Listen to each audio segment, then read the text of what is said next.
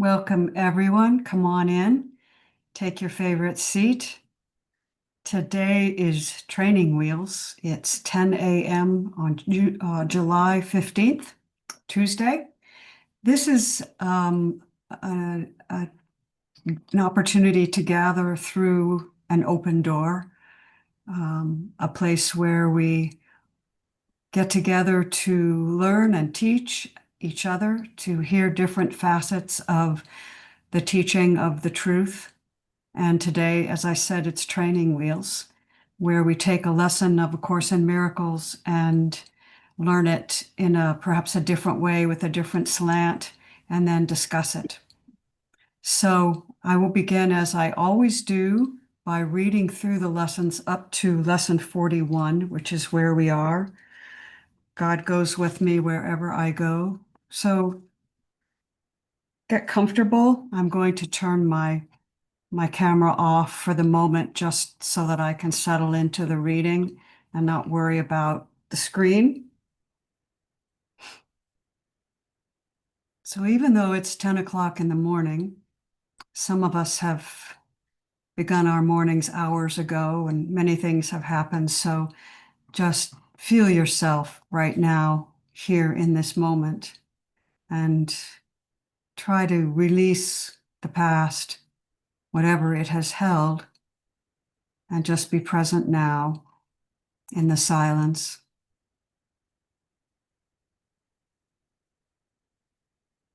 Just in the awareness of being, which is effortless.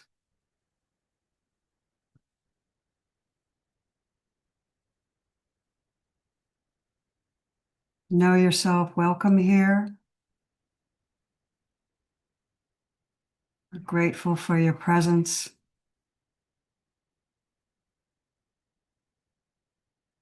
And we begin. Nothing I see means anything. I have given everything I see all the meaning it has for me. I do not understand anything I see. I am never, these thoughts do not mean anything, excuse me. And I am never upset for the reasons I think. I'm upset because I see something that is not there. I see only the past. My mind is preoccupied with past thoughts. I see nothing as it is now. My thoughts do not mean anything. My meaningless thoughts are showing me a meaningless world. I'm upset because I see a meaningless world. A meaningless world engenders fear. God did not create a meaningless world. My thoughts are images I have made. I have no neutral thoughts. I see no neutral things. I am not alone in experiencing the effects of my seeing. I am not alone in experiencing the effects of my thoughts.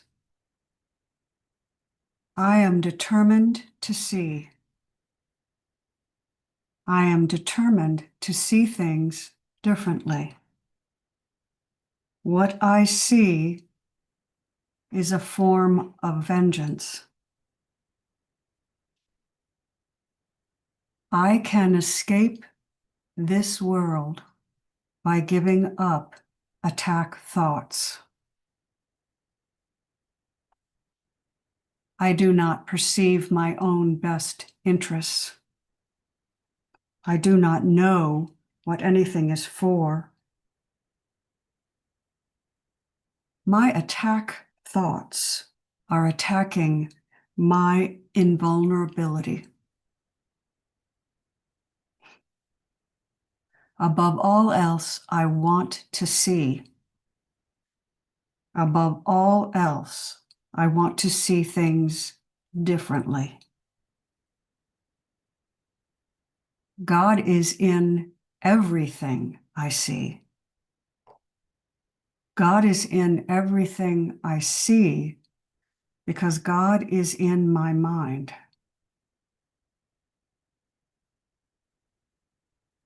I am not a victim of the world I see. I have invented the world I see. There is another way of looking at the world. I could see peace instead of this. My mind is part of God's. I am very holy. My holiness envelops everything I see. My holiness blesses the world. There is nothing my holiness cannot do. My holiness is my salvation. I am blessed as a son of God. God goes with me wherever I go. God goes with me wherever I go.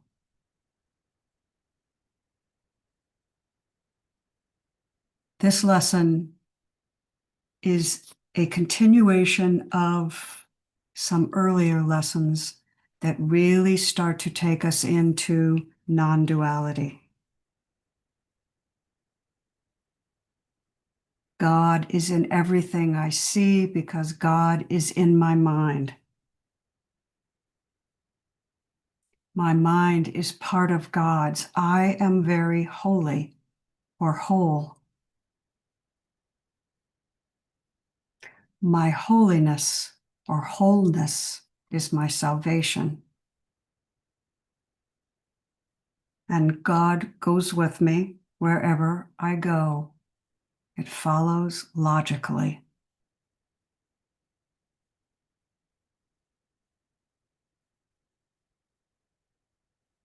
When I was about 12, I got separated from my family at Disneyland.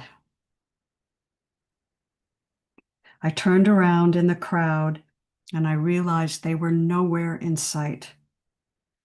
All my adolescent confidence evaporated, and I still remember coming close to panic.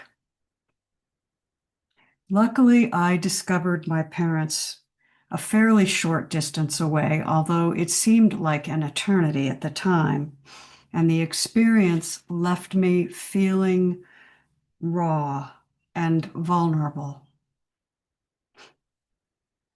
As spiritual children or adolescents, perhaps, we have lost sight of source. We have lost source in the crowd of a Disneyland we have created here. We feel abandoned and without protection. Fear, greed, aggression, and depression are the inevitable consequences of the idea of separation and abandonment. That's why so many of us experience anxiety, a deep sense of helplessness, and a fear of scarcity. To quote unquote cure these feelings, we have devised a great number of protections and diversions. We work ourselves to exhaustion, leaving no time to think. We change partners, we change jobs, we exercise, we go shopping, and dull our senses watching movies or endless news. When it gets really bad, we sometimes seek the help of professionals. The American Psychiatric Association regularly publishes a diagnostic and statistical manual that classifies 300 plus mental illnesses. Mental health professionals cannot be reimbursed unless they classify their patient with a definable disease. Drugs to cure depression and anxiety are so common, they are now considered a source of water pollution. Our treatment systems cannot filter them out. The very foundation of most mental illnesses is spiritual dis-ease. As one famous psychotherapist said, an instant of spiritual healing does more than a decade of psychotherapy. And yet we still resist bringing God into the healing process because it requires an acceptance that we of ourselves can do nothing alone. We have to surrender into something that seems beyond us. We must entertain the insane thought that we can trust the invisible, unknowable. The paradox is that when we do surrender, when we allow, when we know, when we claim God's being, when we receive it, we become more sane. Today's 5-minute practice is your first real attempt to go more deeply into the experience of connection. And what is it that we are connecting with?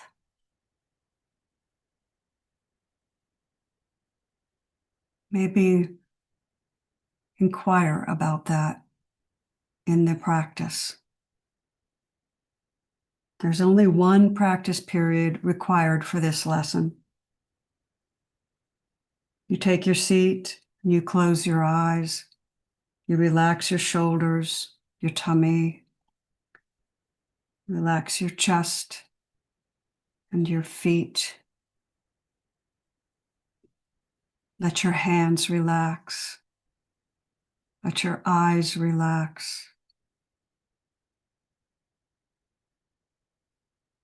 And when you're ready, place your awareness gently on the breath.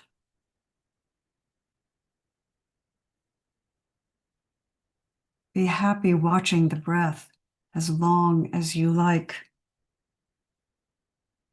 It's your own personal, portable, centering device.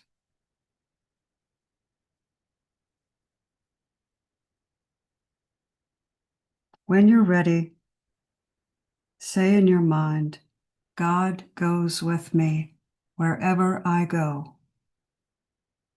If you want to use a different word than God, by all means. Source, all that is, love.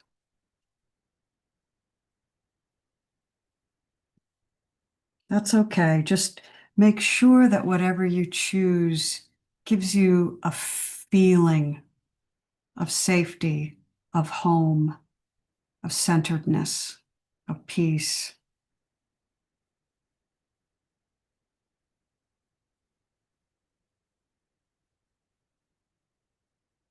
This is because our true nature is this unlimited, open,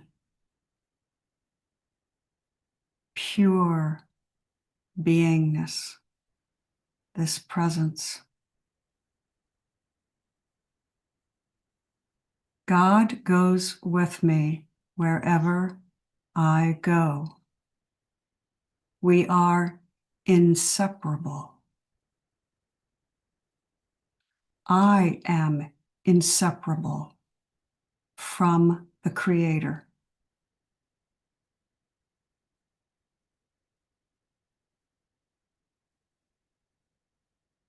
As you repeat the words of the lesson, however you interpret them, feel how it feels in the body.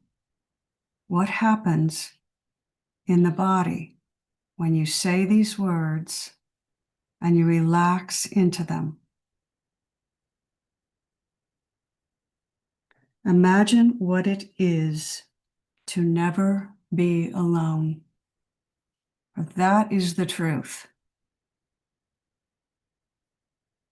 If thoughts arise, and they will, just repeat the lesson in your mind, feeling every word as deeply as you can. And end the 5-minute practice period peacefully, just watching the breath.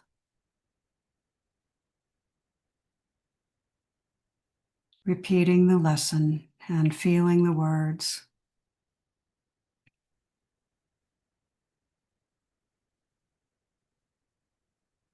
What you're looking for in this meditation is a feeling, a knowing that presence is always with you because it is you. This isn't intellectual. It's not trying. It's effortless.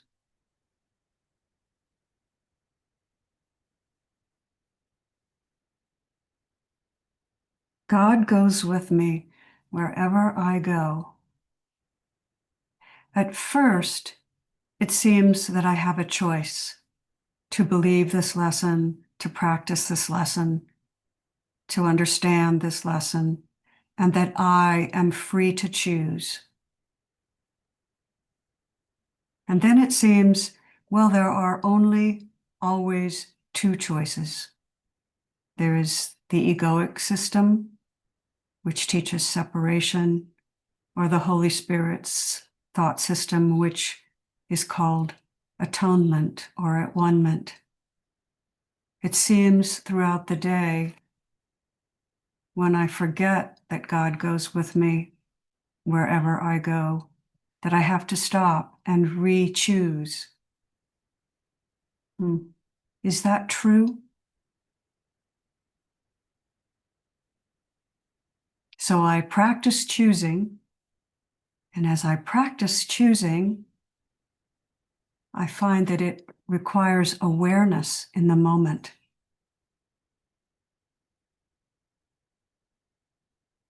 I have to become aware of my thoughts. And as I increase this practice, as I become more and more aware of my thoughts, and I inquire, I realize two things. One, I am happier when I practice awareness. And two, I am more aware of something within me that is aware of being aware.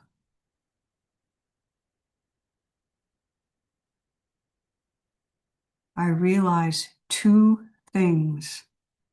I am happier, and I am more aware of something within myself that is aware of being aware.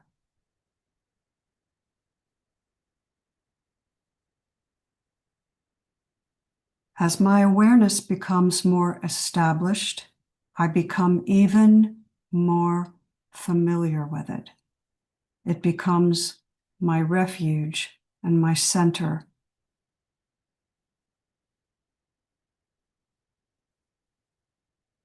God goes with me wherever I go.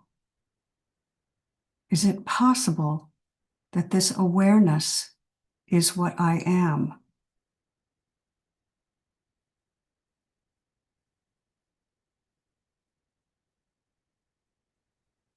Awareness is self-reinforcing. It creates more of itself. As I practice, I become curious about what this deepening will bring. At the same time, I realize that I haven't been choosing what arises in my awareness. It just happens. And then I become more comfortable just allowing.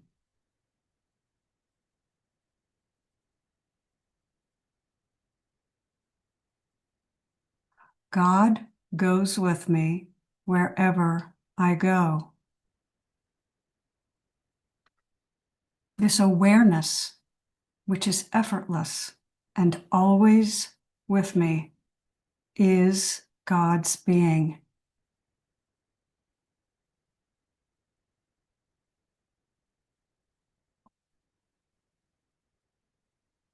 At first, I thought I had to choose, that I have a choice and that I'm free to choose.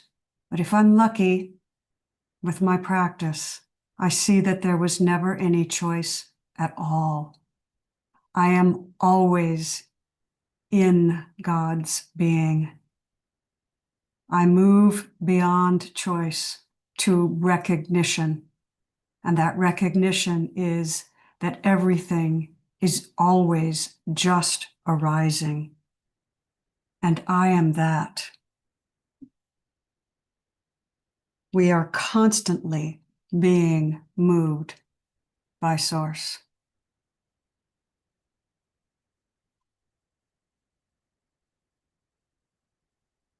God is with me wherever I go because there is no other place. There is no place. There is no separation. Everything is just arising, and I am that, and God is that.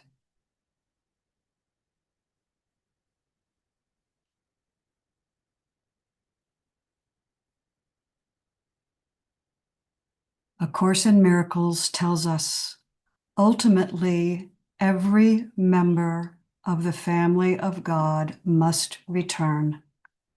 The miracle calls him, her to return because it blesses and honors him, even though he may be absent in spirit. God is not mocked, is not a warning, but a reassurance. God would be mocked if any of his creations lacked holiness. The creation is whole, and the mark of wholeness is holiness. The creation is whole, and the mark of wholeness is holiness. Miracles are affirmations of sonship, which is a state of completion and abundance. God goes with me wherever I go.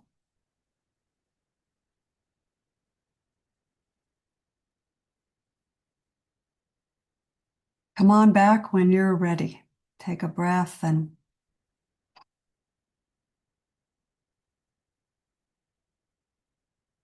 let's talk about how this lesson affects you.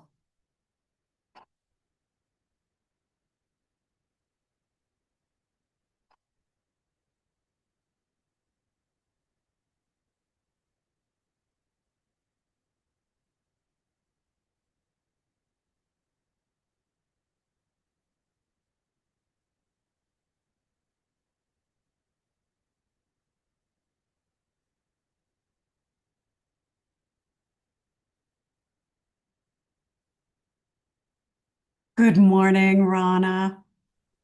Good morning, Amy and everyone. Grateful for these quiet moments, which people that I love bring me to.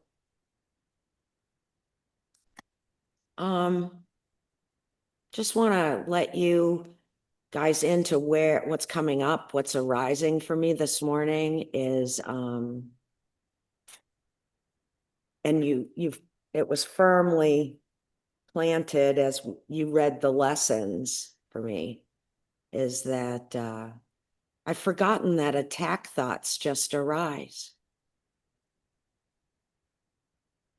And what you're teaching me is when they do arise, like any other thought, am I going to cling to it or am I going to practice the atonement? Which is, I think, right? I'm just saying this out loud so it can be contemplated, is to forgive myself for thinking that attack thought is mine. I had that feeling this morning that, I'm so sick of myself. These attack thoughts, and what was pointed to in the meditation was to step back, widen that lens. What's aware of being aware, right? And then you suggested if God wasn't the pointing, and this morning it wasn't, I found myself when I first heard this lesson, there was a me and a God. But when you offered to use any words you'd like. And what came to me as you were speaking was presence and stillness go with me wherever I go. And that kind of takes the separation out of it a little bit. And being constantly moved by this presence, not by my choice. So it was not my choice to think the attack thought. Do I believe that that is true? And I'm just going to leave it right there. So it follows logically that if I believe that I have had the attack thought or that I'm responsible, that there's something separate from source. Bang, right? Boom. It's so Boom. clear right It's there. so clear right Right? there. It's There's so an element of trusting the truth is true for me that I'm going through right now, right? I keep coming back to this truth that there is no separation, and there's this big wave or cloud of doubt there. And so I'm just noticing it and putting it out there. It keeps coming back to the truth, but then there's that jumping off into the unknown, the trusting part that was mentioned in the reading. Do I really believe the truth is true? Oh, I totally get what you're saying. Thank you so much for bringing this up, Rana. So when the doubt arises and we experience the doubt, jump. The doubt is arising as source. It is arising out of source, and it is an opportunity to explore the doubt, to swim around in it, and to move to another level through that experience. Right? The movement of choice. Choice is always a movement, and the movement of choice arises on its own.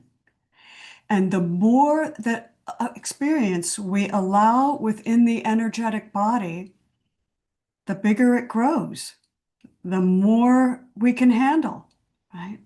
And we're always going to just keep getting more doubt. The more certain we are, we'll get more doubt so that we can expand our certainty. Right? And so then we get really certain and we're happy with it. But then, because we love to grow and because Source enjoys its creativity, it's going to bring more doubt to itself because that's how it unsettles itself and loosens the confines of certainty and opens us to something new. Right? It doesn't have to feel good, right? It's okay. Kendall says, the truth is true, and then the programming. Never the twain shall meet. It's like AI will never be the truth. And doubt can lead to I wonder. Isn't that right, Livy? Yes, yes. Doubt can lead to, is it true that blah, blah, blah, blah, blah. Yeah. Shall we let Cindy say something? I don't know. She always, shall we? Okay. It's yours, Cindy.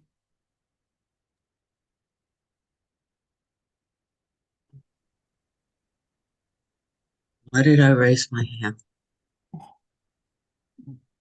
It, It was just a movement. it was just a movement. Yeah. What I just heard you say, which was after I raised my hand, is that certainty is not the opposite of doubt. And there's tears in my eyes. What I just, or the way I received how you just shared, which is very, very useful here, is certainty just is. It's the ground of being. And so when the doubt arises, I don't have to meet it with anything. I could, it, there's nothing here to meet it with. It's just, like you said, movement. God goes with me. Oh, chills. So I guess this is what it needs to be informed here. God goes with me wherever I go. It's no matter what I believe it. That's that's what's arising, right? God goes with me wherever I go. That's like saying I am. I exist. I know I exist. I, I'm not going to doubt that. God goes with me wherever I go. It doesn't matter if I believe it or not. It just is. And so things rise and fall within that. And so what? What was William's shirt yesterday? Does it really matter? Is that I think that's what his shirt said, right? Does it really matter? There's something informing. God goes with me wherever I go. Yeah, I'm remembering that more and more, but when I don't, so what? That's what's coming up here. It doesn't change the fact that God is still here, or awareness, or consciousness, or stillness. That just is. The other way it's coming up relative again to how you shared is for so long I've been part of conversations that talk about the two sides of the coin. There is a deepening into the recognition that there's something here that doesn't have two sides. Just just this, just is. The way it showed up in my writing this morning. Just this. Just this. And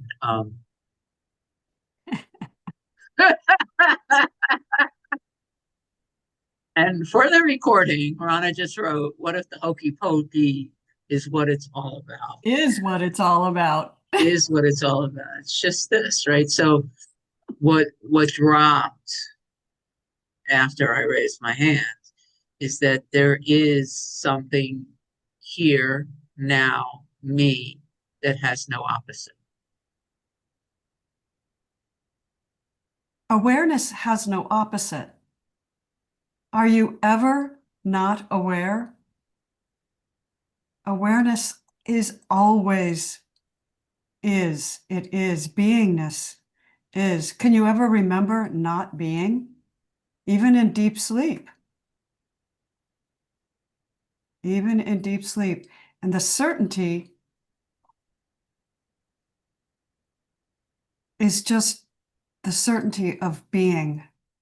I can't truly be certain of anything else, as you said, Cindy, just being that I am. And I am certain that I'm aware of all this movement, all the movement in form, not in form, the whole variety, the manyness of the one.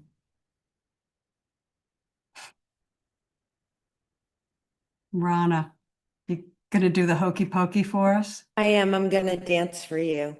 It just occurred to me, an experience I had yesterday waking up from a nap, which is why I missed the guides. I fell asleep and I did not wake up. But when I did wake up, there was that sense of, where am I? But I knew that I am here. Like I didn't know where, but I knew I was here. So that just, came up as you were saying what you just said, you guys, that thing. And there's no opposite to that. I love the pointing that Cindy made, that, picking up on, is certainty and doubt opposites? No, they're each their own contemplations, right? They're each isness. And if it has arisen, explore it. And then it's going to go away, just like everything else. No, even if I explore and cling, it'll go. So thank you. Yeah, thank you for reminding. That was really brilliant, Cindy, that certainty and doubt are not opposites. That was that was a good one.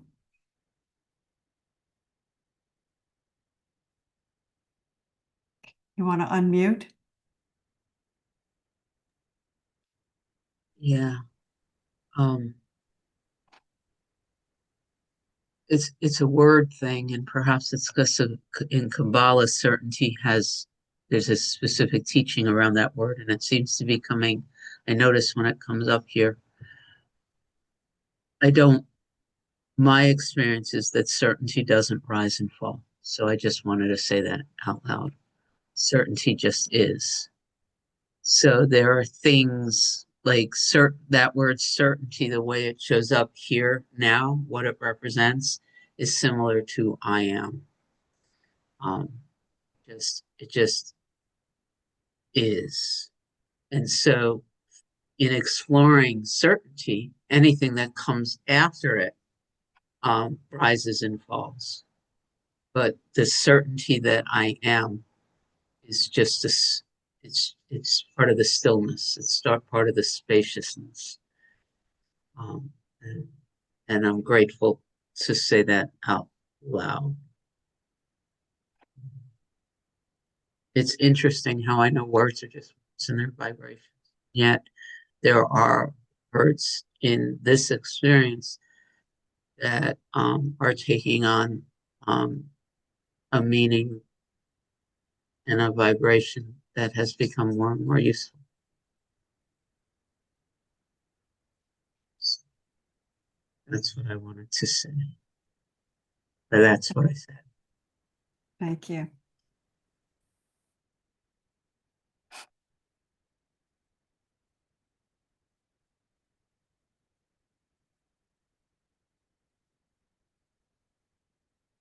I'm curious to know how this lesson has changed for those who have been practicing it for a while. How did you first read the lesson? And then how do you read it now? Elizabeth says, important yet feel trembles in the attack thoughts, vengeance, sin is a basic core belief and feeling unsafe from source. Love itself buried within the irreconcilable, yet truth is still true, trusting. Yeah. Yeah. That's where we find ourselves often. We find ourselves there, right? But even then, who is it then that finds themselves there in that feeling, recognizing that feeling? It still is the I am. It's the presence I am, out of which all else arises. Even the fear arises out of the I am.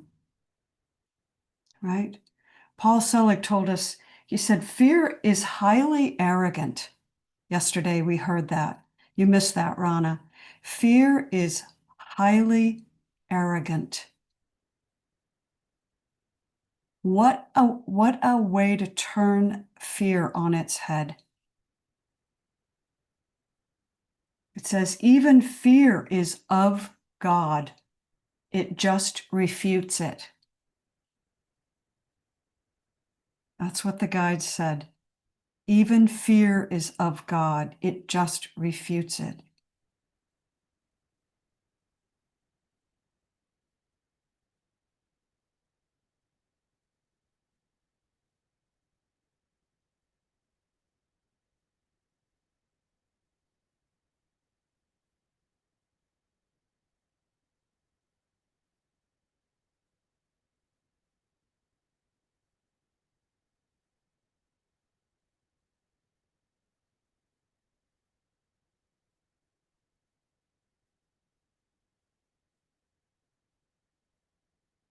Hmm.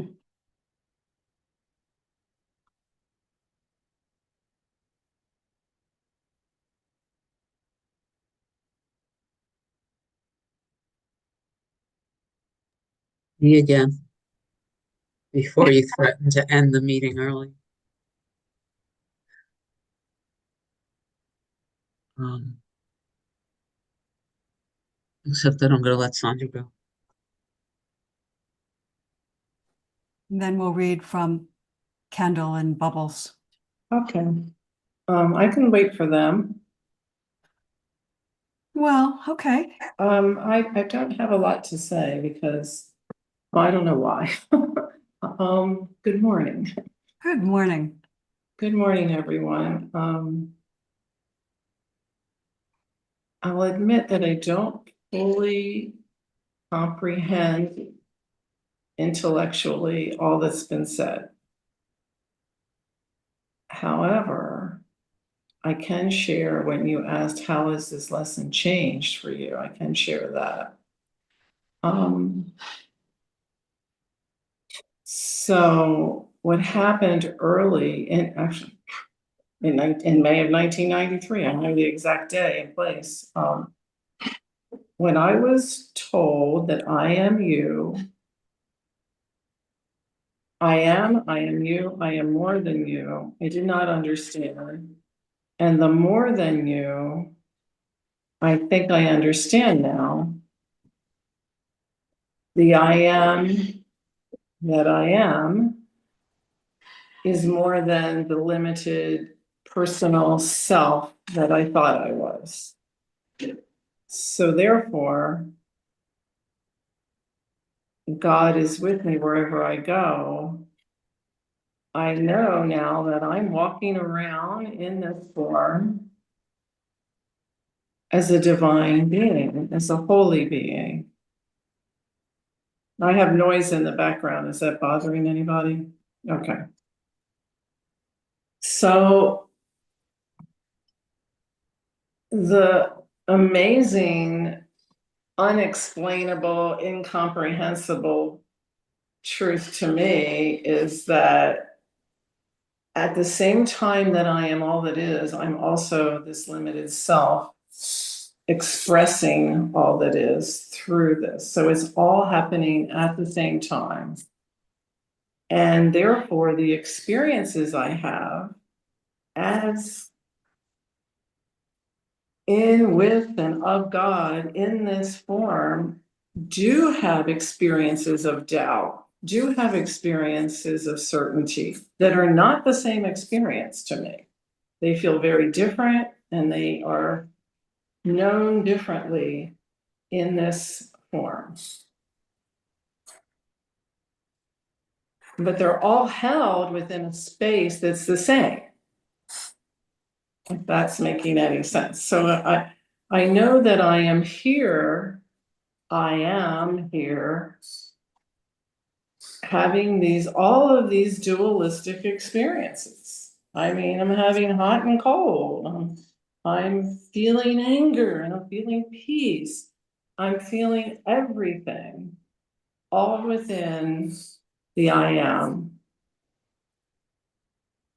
So they are known experientially as different in here. But I know, and I also know them as all the same, and that's the paradox, that's the mystery. That's the incomprehensible to this limited brain. The part that's limited. And so that's why I hesitate to talk about these things. It sounds contradictory, but it's not contradictory. The certainty comes as a really strong, unlimited, beautiful resting place almost. It's like a resting place. It's a comfort to know the certainty of the truth. And I can hold that while I'm holding doubt. So that's how I would put it. I don't think they're exactly the same. I just hold them together because I am having a many dualistic experiences. So God is with me wherever I go is knowing that the being that I am in truth, knowing that and remembering it. Do I always remember it? No, I forget sometimes. But when I get that opportunity to remember, then I get that opportunity to experience certainty over and over and over again. I get to experience that opportunity to experience love over and over again. And I think that's kind of what you were saying, Amy. I'm not sure. So it's a beautiful thing. It's a lovely, lovely, lovely way to spend this experience, this temporary, limited experience with elements of joy and peace that before seemed impossible. There is a before and after. There's, before it seemed impossible. How could I possibly feel peace and joy with that's happening or that's happening? And now I know that it is more than possible. It's right here for the taking. It's right here, right now for the taking. And maybe in the ultimate sense, I'm not choosing the taking, but it sure feels like I'm choosing it right now in this dualistic experience. So I'm okay with that. I don't have to label it as I'm choosing or not choosing. It's just happening. And I'm just going to lap it up while I can. Taste it, as Ramana says, it tastes good. So I had no idea I was going to say all that, but that's okay. I'm learning to accept that as well. Hmm. So thank you all. Thank you, Amy. Thank you. So just really briefly, this lesson, God is with me wherever I go. When I first read the lesson 20-something years ago, I literally thought that I was going somewhere and God was with me. I go to the store and God is with me in the shopping cart. Or I go to sleep and God goes with me in my dreams. Or I'm standing in the kitchen having a discussion with somebody and God is with me there. So I divided God up into these little moments. And God is with me in this moment. God is with me in that moment. And God is with me. Right? God is with me.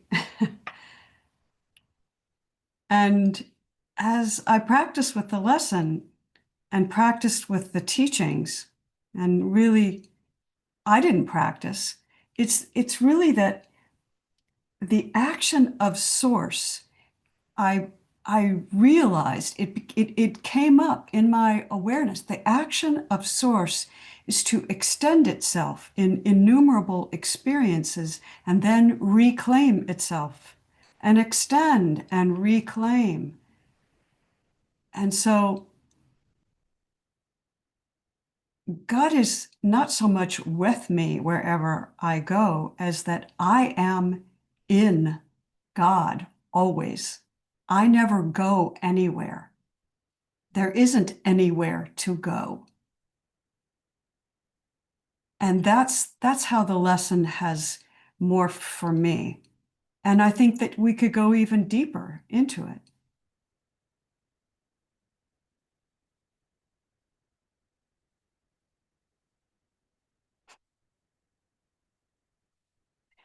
Let me just read, Ron. I want to just read Bubbles. She says, I love this one. I feel it when I am reminded and feel excited, encouraged. Words don't do it here. And I'm also struck by how often I forget this truth. And Kendall says, there really is no separation. It's not possible. That's why they say the joke is on us. And Bubbles says, and the hokey pokey is what it's all about for sure. God goes with me wherever I go when I do the hokey pokey. The deeper one goes, the less there is to say, says Kendall. Yeah. So, Rana, what you got? Well, what I was just reminded of was when you said there is no going. And I was thinking about the Rupert Spira train video where he suggests that we don't go anywhere, that it just sort of comes to and through us, and there's a real difference there of sitting with that, it reminds me of the phrase, wear life like a loose garment, it's just coming and you're just letting it go through rather than being resisting. So I thank like that. I like that. No space, no time,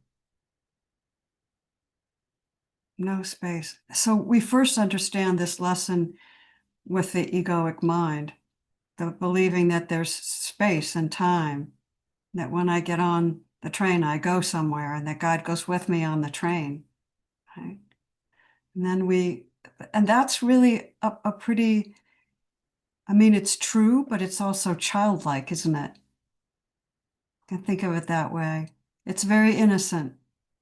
It's believing that there is a train and that there is somewhere to go.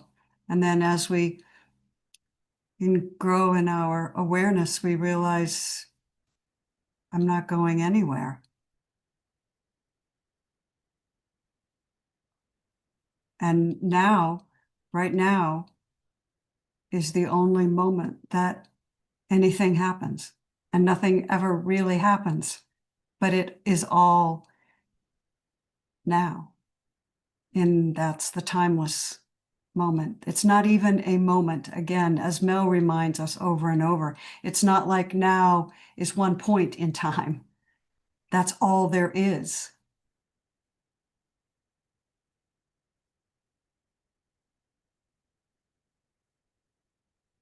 So however this lesson comes to you, there's no right way to understand this lesson or to live this lesson.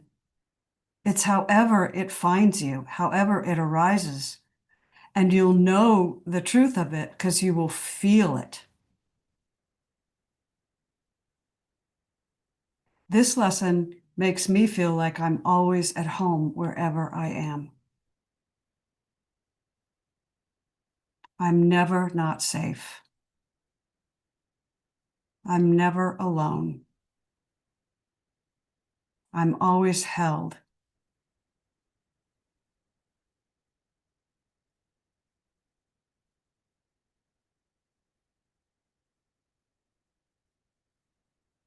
So however the lesson touches you or reaches you in the moment, and it can be different ways of touching you in different moments. It doesn't always have to feel the same way.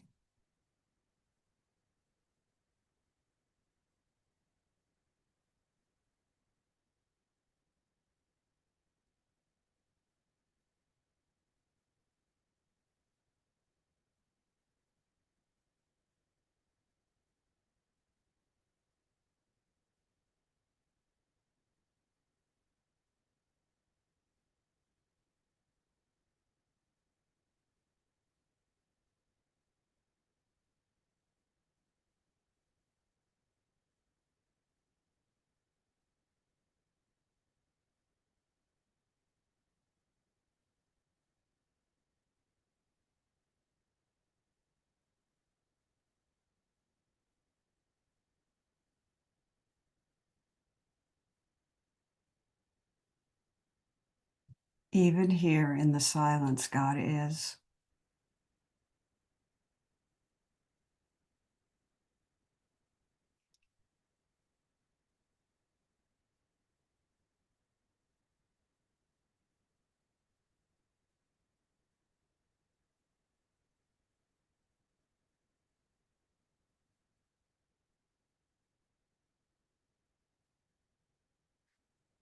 So let's end it here. And in 1 hour, just a little over 1 hour, we have 12 stepping. Elizabeth says, what is the train station analogy? And basically, Elizabeth, that was, unless maybe, Rana, do you want to explain the trains? Okay. It was also, there's also a plane analogy that Rupert uses, right? He realized he's going on a plane or getting on a train to go teach somewhere. And it comes to him that even though it seems he's moving on the train in time, going somewhere else, he never actually goes anywhere, that he's always aware in his own awareness, wherever he is, wherever. And that's true for all of us. Wherever we are, there we are. Can we play Rupert's teaching? I guess we'd have to find it. That's a good idea. Well, let's see if we can do If I'm that. reading Cindy's mind, because it's one mind, I believe she's looking for it as we're speaking. Yeah, but it wasn't easy to find. It wasn't. Oh, Did you bummer. find it? I didn't find it yet. I'll find it and play it at some future time. That'd be great. That'd be great. Thank you. It's a good question, though, Elizabeth. All right, let me stop the recording.